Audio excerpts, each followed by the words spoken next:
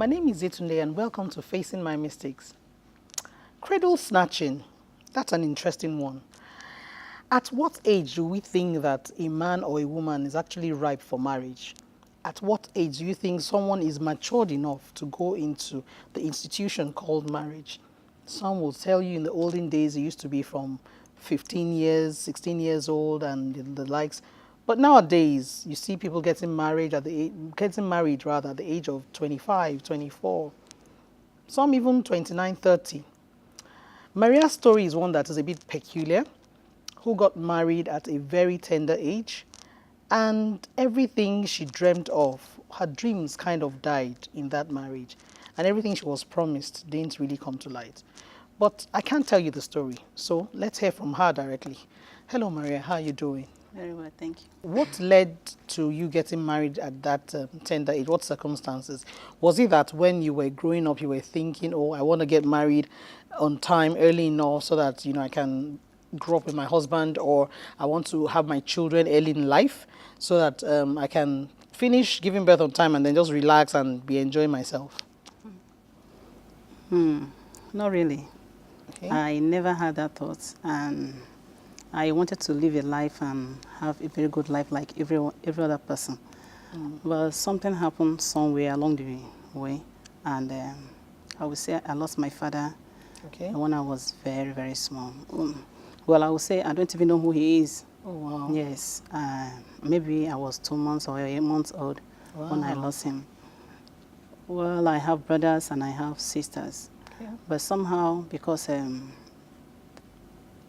where my mother was married, maybe because she was married, she's not from the same state or from the place. Okay. So after the death of my father, she was, being driven away from my father's house. Wow, she was driven away from your father's house. She was driven away from them. And that's really caused us so many problems and all that. So we had to now start living from one place to the other to survive. So based on that, and I was given away to live with an aunt, maybe at the age of 4 or 5 years. Wow. So, and that's how it all started. So it's always been from one person to the other, from one person to the other. And this really caused, really obstructed my going to school or becoming what I wanted to be and all that. But somehow I decided I struggled. I just have that belief that I was going to, make it. I was going to be there.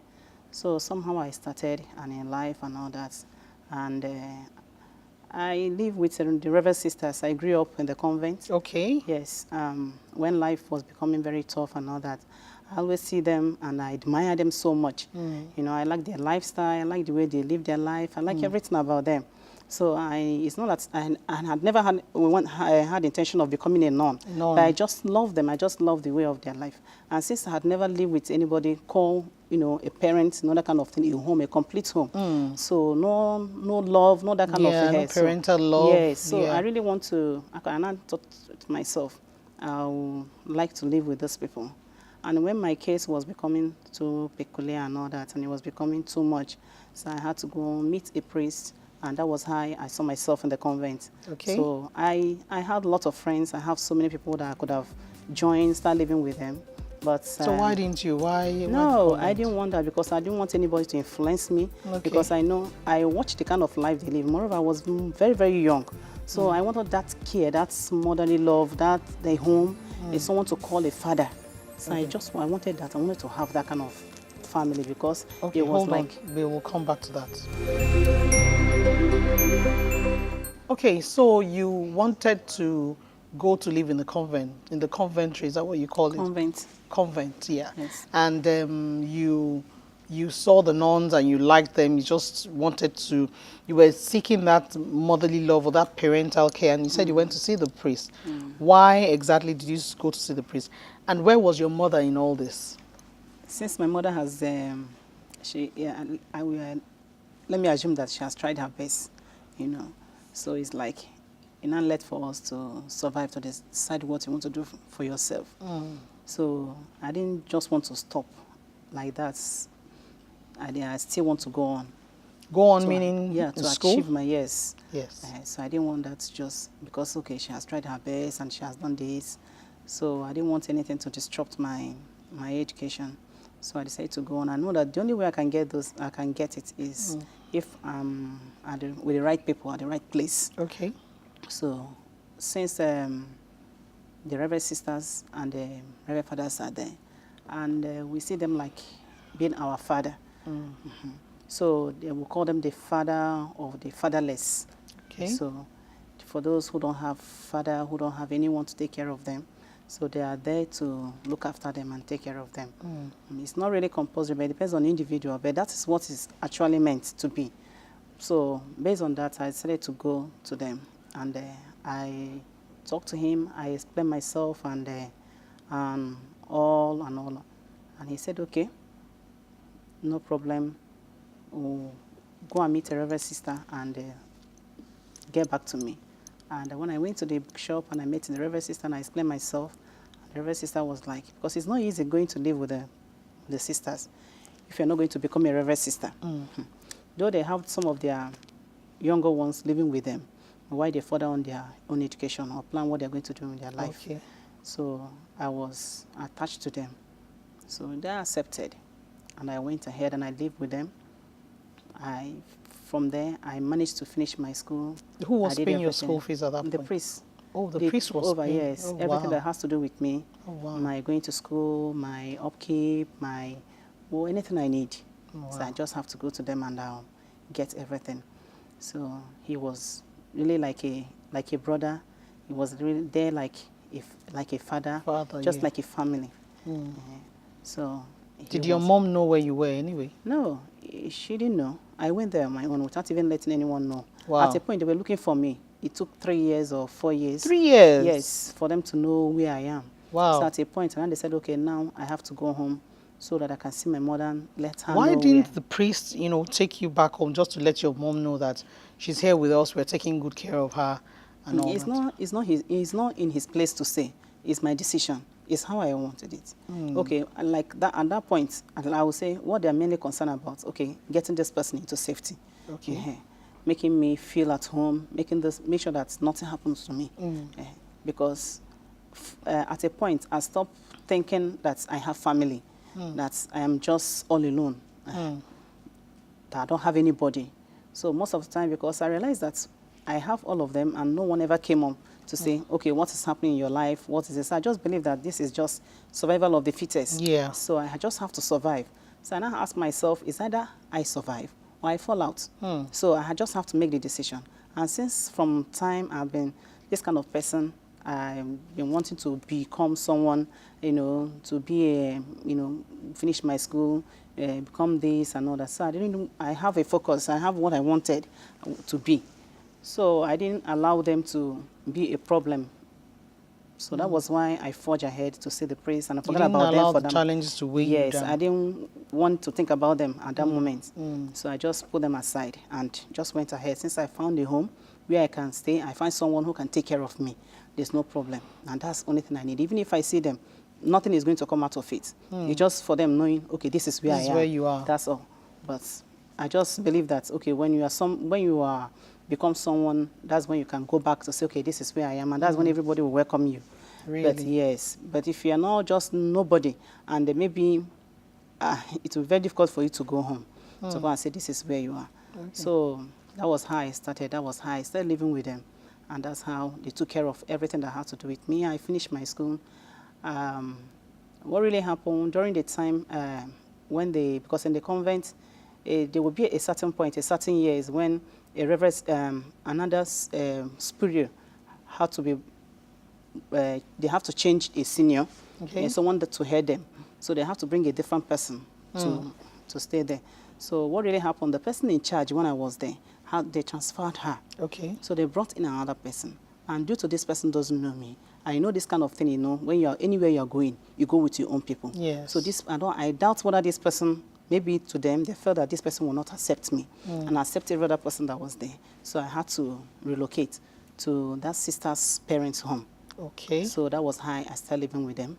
So meanwhile, instead of still staying, my father said, okay, that he will not want to go and start talking to this the next person that is coming in to accommodate me, allow me to That's stay the on. priest. That's the priest. Okay. Because he starts seeing it that, okay, this convent of Ethel is now changing my life and, you know, remolding me, and, you know, changing me from.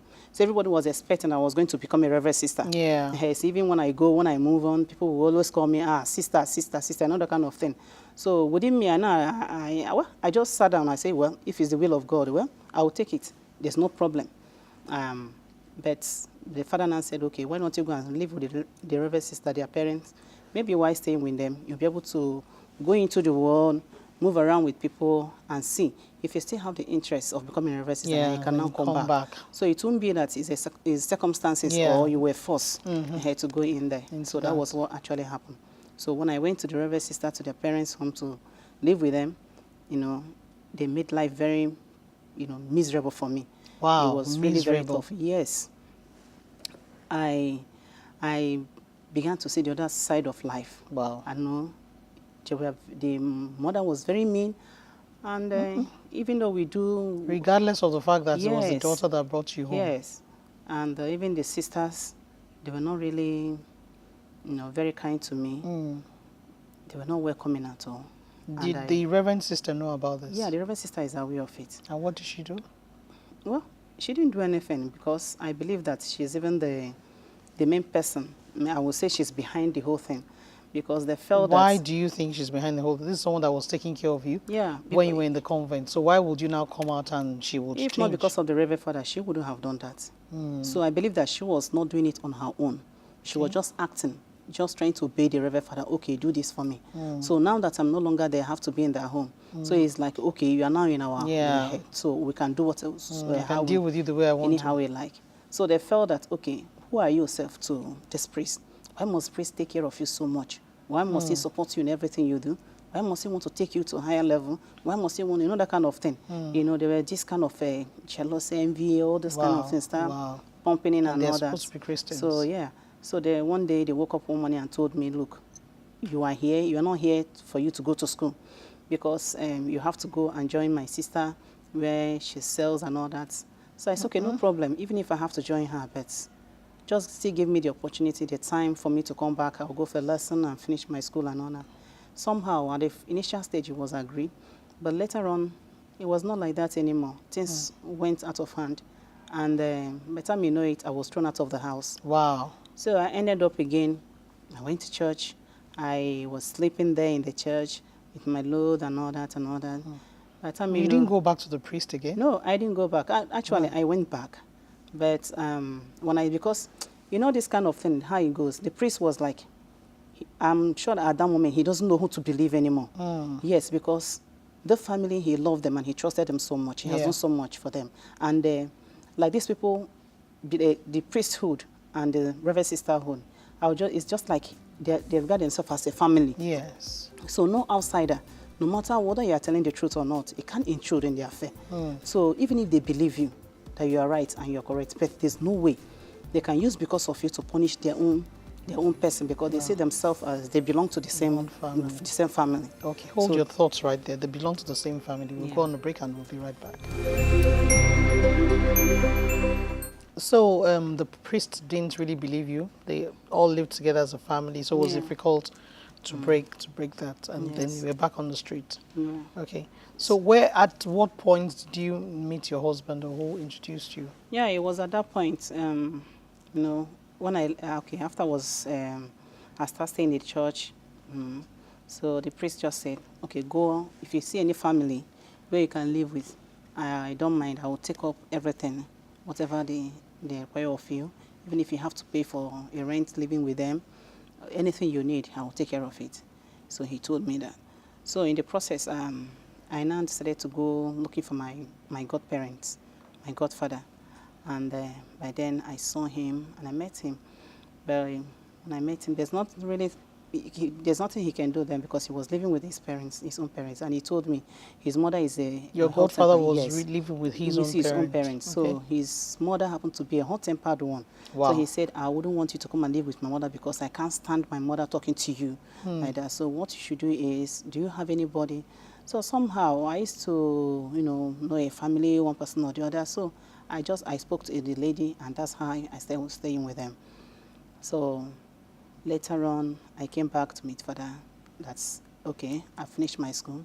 I want to go in for GCE to take my GCE and all that. And he said, okay, go and look for a school where you can do that. So it was in the process that I met my husband. Okay. He was part of the people that run the program. Okay. So yes, they organized the program. Someone brought him, a friend of mine, because we are in this kind of there's a group we belong to. Okay. It's a legion. So we are legionnaires. So what we do mainly is we reach out to people, the less privileged one. Okay. We go to old people's home. Okay. Then we go to hospitals and the prisons. Okay. So we visit them, we pray for them. Okay. So anyone that has maybe a serious case, we take it up from there and take it to JDPC in our church, and they find a way of helping the person and bringing and taking up the case. So we do that. So that was how a member where the group where I belong now told me about the program going, and I should go there. They are very good and they are doing well. Okay, I now decided to go there. That was how I met him. And how old were you at this time? Yeah, at that time, I was still 15 because, you know, because of what I really went through in life. You know, when you pass through a lot in life, at tender age, you start reasoning like an adult. You start thinking like a... You become matured very quickly. Yeah, it's not somebody, nobody will tell you. You start thinking because you're all alone. So you have to think. Nobody make decisions for you. So at that stage, I started taking care of myself. I started making decisions. I started knowing what to do and what not to do. So at that stage, I was 15 years old. I was 15 when I was doing that. So that was how I met him. Initially and all that. So when he realized that I was having this accommodation problem, he said, okay, you can move in with me. Wow. Even though I've seen you before and I liked you and all that. Well, I told him, well, I don't think at this age for me to get married. If I get married by this age, what will I be doing in your home as a wife? I can barely take care of myself, not talk of being a mother. Yeah. He said, no, that is inbuilt. That's when you marry, that's, you know, God made it, it's just a natural thing. That Just start taking care of the you, man. start thinking about it and all that. So I said, okay. Well, initially I said no, because I know he was having problem. He was not really, you know, that kind of financially buoyant. Okay. So, well, I looked at him. He said, okay, is it because I don't really have money that you want to say no? I said, no, that I've been crying for this education. I really want to finish my school. I really don't want, because that is the only thing that will make me, tomorrow I can stand with my head high. Yes. I really don't want anybody to disrupt my plans. And I've gone through a lot because of this. Yeah. So I don't want to give up at this Stage. just this stage when I'm near to the finishing point. Exactly. Yeah. So I don't want to. So he said, okay, that there's no problem. He himself promised me that he didn't want to, that he want to have a wife that is not educated, that don't go to school, that he promised me whatever that would be my dream, that he would take care of it. So that was it. That was how I began living with him. So we stayed. Initially, even while still staying with him, I still not agreed to marry him. Yeah, but the only thing I did was I went to the priest. I told the priest I found a family where I can stay. So whatever that is needed in that home, the priest takes care of it. Oh, wow. He paid for the house rent, he paid for Really? the bills, he paid for everything. Wow. He does that for the home. So somehow, and it was later on, and I saw him, it was like, okay, thinking about this, okay, since this girl is related to a priest, you know, a priest who is very rich and he has lots of money and is in a better position, maybe I can seize the opportunity to get married to her. Maybe from there, things will be okay for me. I can get my own breakthrough. So, and he felt, okay, and again, she doesn't even know anything.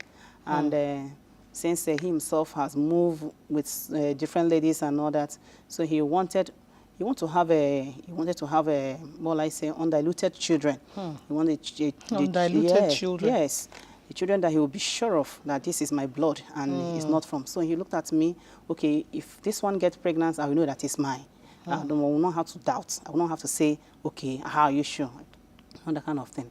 So that was his own decision apart from. So I didn't know about all this because I was so innocent. Did you take him to your parents, or had you gone back to your parents, to your mother at this time? No, it was after that decision and all that. So he was still thinking, he was making it a force, start saying it, that look, I want to get married to you, this and that, and why I was insisting. So I now told him, okay, you see, I've started living in your house, and custom demands that.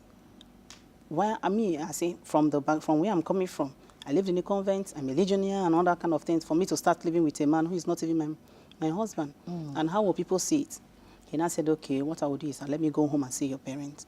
I said, well, if you want to go home and see my parents, the first person you should see will be the priest. So you have to go and see them first, because everything that has to do about my life, they have the better part of it. Yeah. He has the better part of it. So he said, okay, that he will go to see the priest. So when I went to the priest and I briefed him. I told him everything. He refused. He said no, that I was too young. Yeah, that absolutely. I can't get into marriage. At age 15. I was too young. So but he himself came to and met the priest. And the priest said, no, I can't give my daughter away for you to marry, because she's too young. Leave her alone. Let her go to her school, finish her education before you can come back. If you still want to get married, fine. But somehow he, then I don't really know what happened. I would say I trusted him with all my heart, that kind of thing. And now I start having this confidence and trust, full trust, that if he says this thing is black, I believe. I don't doubt. So when he now spoke to me, don't worry about the priest, the kind of thing, have they know, the kind of, okay, let's go home to your parents. And I said, okay, no problem. I abandoned the priest and I went home to see my parents. And we saw them, came back, we started living. That's how we started living. You got married to him. So when you started living, you got married to him, what happened to your education? Did you continue? Because I'll expect that where he met you, you wanted to do your GC. Did you get to do the GC? Did you pass? I'll expect that him marrying you is not even the issue. Did he allow you to achieve your dreams in life? Not really, because I did my GCA, I wrote JAM, and I passed. I have a brother living in Plateau State. I was once there. I lived a little. I spent some years there in Plateau State. So I love the place, and I was hoping to do my higher education there. Yeah. So when I was filling the form for JAM, that was the first place I entered. And later, after taking my GC and the JAM, I got admission there over that place. But while I was still staying with him, but he told me, why do you want to go all the way to Plateau State to go and, Plateau University of Plateau to go and do your education? Why not you stay here in Lagos and go to Unilag, that he has lots of friends, that he can always help me, that if I finish my school, it's just for him to tell his friends, and this is my wife, and they will help you and all that. Meanwhile, before that, I have already gone. I've already told Father. Father has given me fees for it. I've shown them my admission letter. I've paid everything. So, okay, when are you leaving? I have an uncle, too, living here, and I also went to them. They gave me lots of money, too, And when he now said that, I said, well, what's the point? Okay. And I asked him, okay, all this money that was given to me, what will I do with it? And I said, you don't have to go. Okay. I said, okay, no problem. I will try another JAM so that I will use go for Unilag. Okay, that was how. Hold on your thoughts. You try another JAM and see if you can get admission into Unilag.